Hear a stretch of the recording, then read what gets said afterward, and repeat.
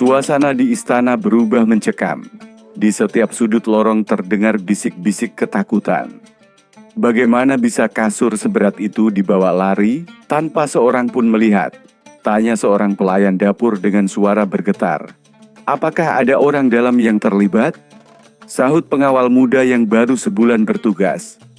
Kepala pengawal istana, seorang pria kekar bernama Jamil, berkeringat dingin meskipun udara pagi masih sejuk. Ia tahu bahwa setiap kejadian yang menyangkut properti pribadi raja bisa berakibat fatal. Dan jika ia tak bisa memberikan jawaban, maka lehernya yang akan menjadi taruhan. Raja Harun al-Rasyid sendiri tampak berjalan mondar-mandir di aula istana.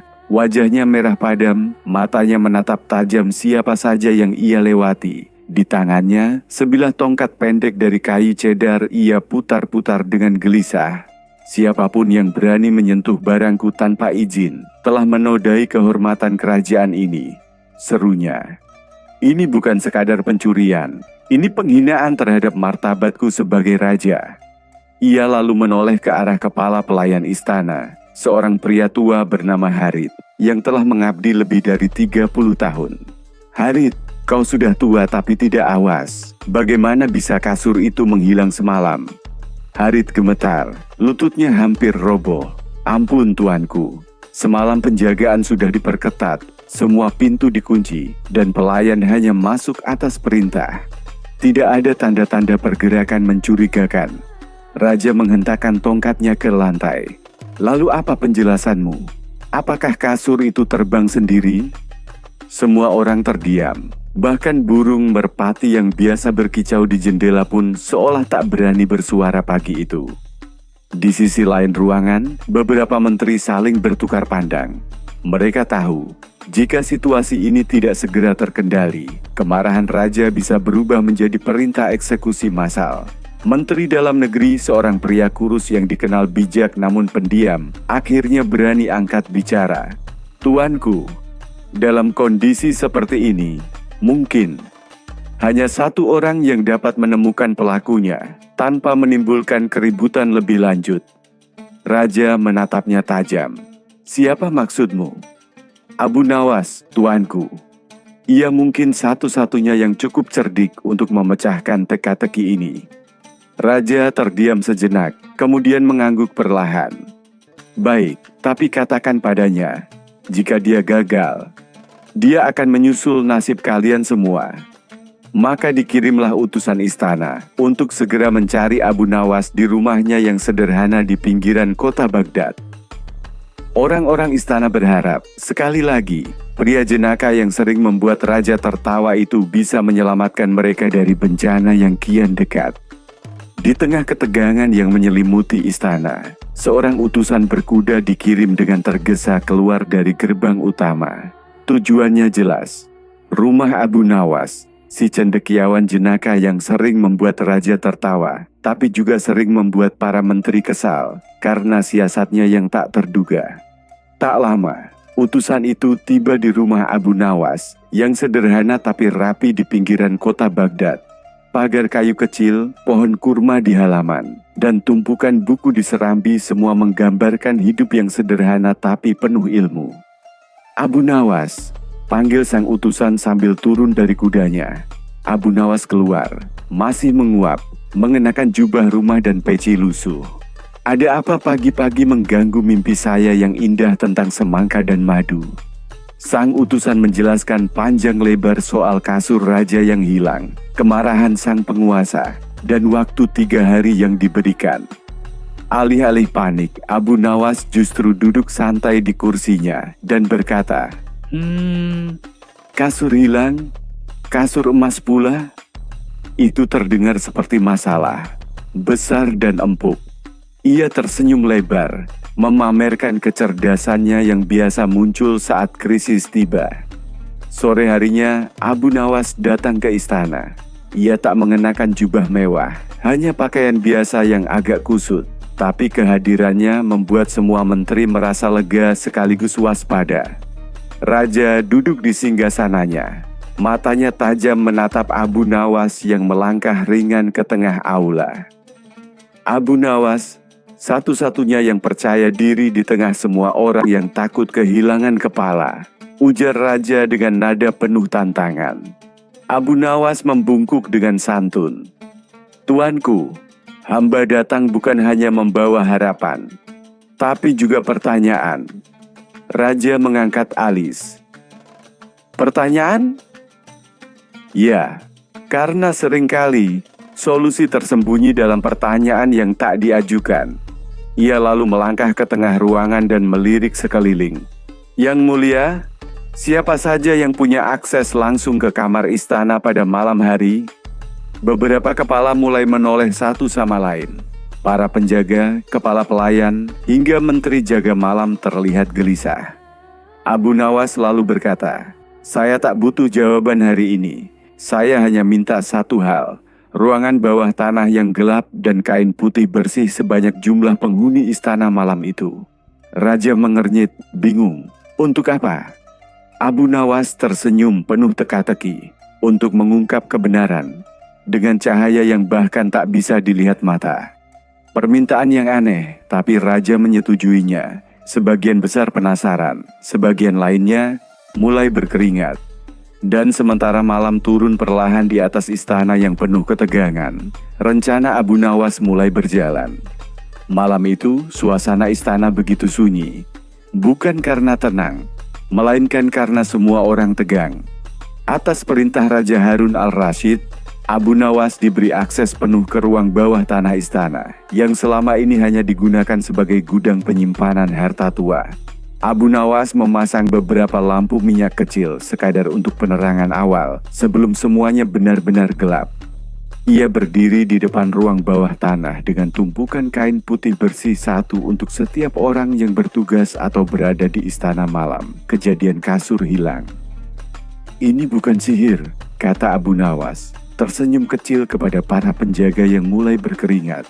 "Tapi kebenaran punya cara tersendiri untuk muncul dalam gelap." Satu persatu para penjaga, pelayan, hingga menteri jaga malam dipanggil ke ruang gelap tersebut. Abu Nawas memberikan instruksi yang sama pada semuanya. "Pegang kain ini selama 15 menit. Jika engkau tak bersalah, tak akan terjadi apa-apa. Tapi jika engkau pelakunya, kain ini akan bereaksi." Beberapa orang menerima kain itu dengan tangan gemetar. Yang lain tampak yakin, tapi satu hal pasti semua merasa tertekan. Dari luar ruangan, Abu Nawas mengamati waktu dengan tenang sambil sesekali menyeduh teh. "Orang bersalah," gumamnya pelan, "bukan takut karena dituduh, tapi karena tahu ia akan ketahuan."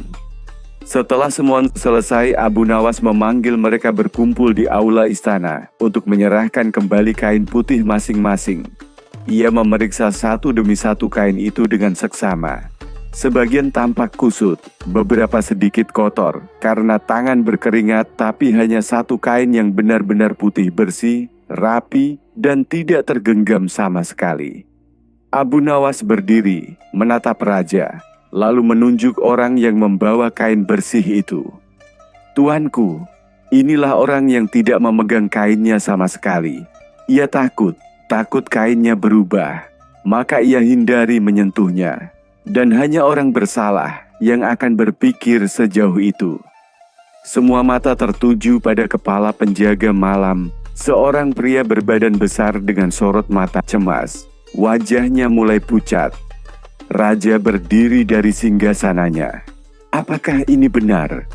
Pria itu terdiam, lalu perlahan berlutut dan mengangguk. "Ampun tuanku, benar, akulah yang mengambil kasur itu. Saya terlilit hutang dan tergoda. Saya pikir tidak akan ada yang tahu."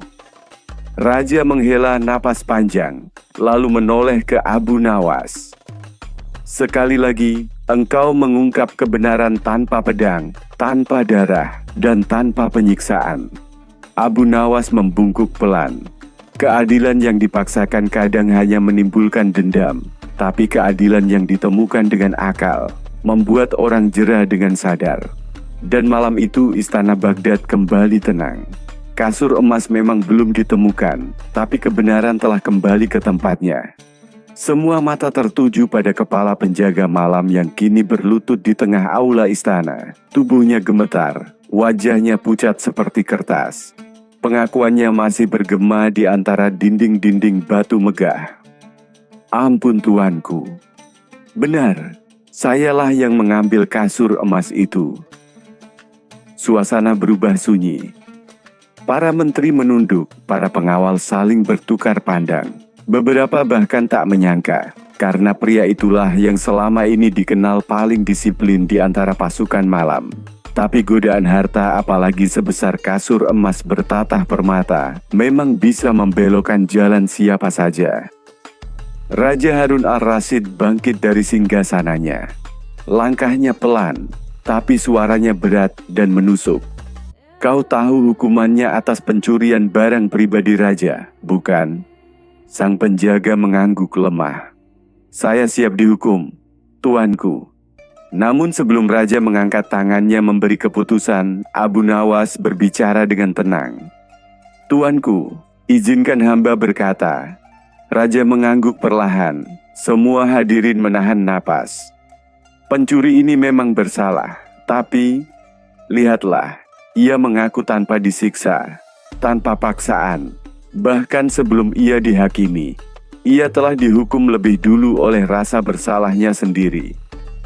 Bukan berarti ia harus bebas, tetapi mungkinkah pengampunan bisa memberi pelajaran yang lebih dalam daripada hukuman? Raja terdiam. Kata-kata Abu Nawas menusuk ke relung hatinya. Ia berjalan menghampiri penjaga itu, menatapnya dalam-dalam. Mengapa kau mencuri? Penjaga itu menjawab lirih, istri saya sakit keras, biaya pengobatan tinggi, anak-anak kami lapar. Saya pikir hanya itu satu-satunya jalan. Raja menarik napas panjang. Mengapa kau tidak mengajukan permohonan bantuan? Saya malu tuanku. Saya takut dianggap lemah. Beberapa saat kemudian, raja mengangkat tangannya. Semua bersiap menerima perintah eksekusi. Tapi kalimat yang keluar dari mulut sang raja mengejutkan semua orang. Hukumanmu adalah mengembalikan kasur itu. Dan mulai hari ini kau tidak lagi menjadi kepala penjaga. Tapi kau akan bekerja di dapur istana memberi makan orang setiap hari. Agar kau ingat rasanya saat kau tak bisa memberi makan keluargamu. Terdengar bisik-bisik di antara para pejabat. Beberapa tidak setuju, tapi tak ada yang berani membantah keputusan itu. Abu Nawas tersenyum. Ia tahu raja bukan hanya seorang penguasa, tapi juga seorang pemimpin yang sedang belajar melihat keadilan dari sisi yang lebih dalam. Setelah semuanya selesai, raja kembali duduk dan menatap Abu Nawas. Apa yang membuatmu yakin si pencuri akan mengaku hanya karena selembar kain putih? Abu Nawas menjawab, karena rasa bersalah itu seperti bayangan. Makin kita bersembunyi darinya, makin ia membesar. Raja tertawa kecil. Sekali lagi, kau menyelesaikan masalah besar dengan cara yang tak terpikirkan. Kau bukan hanya bijak, kau berbahaya. Abu Nawas membungkuk. Berbahaya hanya bagi mereka yang menyembunyikan kebenaran tuanku. Dan malam itu, istana kembali bersinar dengan cahaya keadilan, bukan karena hukuman berat, tapi karena keberanian untuk memaafkan dan kecerdasan seorang rakyat biasa yang tahu kapan harus bicara dan kapan harus diam. Pagi berikutnya, suasana di istana Baghdad kembali seperti sedia kala. Angin sejuk menyapu pelataran, para pelayan menyiram bunga, dan burung-burung berkicau di sekitar taman istana. Namun, ada sesuatu yang berbeda. Sebuah ketenangan, bukan hanya di lingkungan istana, tapi juga di hati mereka yang semalam menyaksikan kebenaran terungkap. Abu Nawas duduk di taman kerajaan, ditemani secangkir teh hangat dan sebuku roti. Tak lama kemudian Raja Harun al-Rasyid datang tanpa iring-iringan mengenakan jubah santai dan membawa tongkat kayu ringan, bukan tongkat kerajaan. Abu Nawas, katanya, hari ini aku tidak datang sebagai raja, tapi sebagai seorang manusia yang ingin memahami sesuatu. Abu Nawas tersenyum dan memberi isyarat duduk. Silakan tuanku, teh masih hangat dan percakapan ringan selalu bisa membuat pagi lebih cerah. Raja duduk, lalu diam sejenak, memandangi taman yang hijau. Kemarin malam ketika kau menyuruh orang-orang memegang kain putih di ruang gelap, apa yang sebenarnya terjadi? Mengapa begitu sederhana tapi mengguncang batin mereka? Abu Nawas menatap raja dan menjawab pelan. Kain putih hanyalah simbol tuanku. Di ruangan yang gelap tak ada yang melihat, kecuali hati nurani masing-masing. Yang takut menyentuh kain, takut bukan karena sihir, tapi karena dosa yang ia tahu ada dalam dirinya. Gelap membuat kita sendiri, dan dalam kesendirian itulah kebenaran muncul. Raja mengangguk pelan. Jadi maksudmu, kita tak butuh cambuk atau pedang untuk membuat orang jujur. Betul tuanku, kadang ketakutan dalam pikiran lebih tajam dari hukuman di dunia nyata. Hanya butuh satu cermin dan keberanian untuk melihat bayangan kita sendiri. Mereka berbincang hingga matahari naik tinggi. Di akhir pertemuan, Raja menepuk bahu Abu Nawas. Kau telah mengajariku satu hal penting. Keadilan bukan soal menghukum, tapi soal menyadarkan. Abu Nawas membalas dengan senyum khasnya. Dan semoga kita semua selalu memiliki selembar kain putih dalam hati kita. Agar saat kegelapan datang, kita tahu siapa diri kita sebenarnya. Hari-hari berikutnya, Raja mulai memerintahkan reformasi kecil di dalam istana. Para penjaga diberi waktu istirahat lebih manusiawi. Pelayan-pelayan diberikan ruang untuk menyampaikan kesulitan mereka secara terbuka. Dan yang terpenting, istana kini lebih sering mendengarkan sebelum menghakimi. Nama Abu Nawas pun makin dikenal bukan hanya sebagai penghibur, tetapi sebagai cerminan hati rakyat jenaka, jujur dan tajam tanpa menusuk.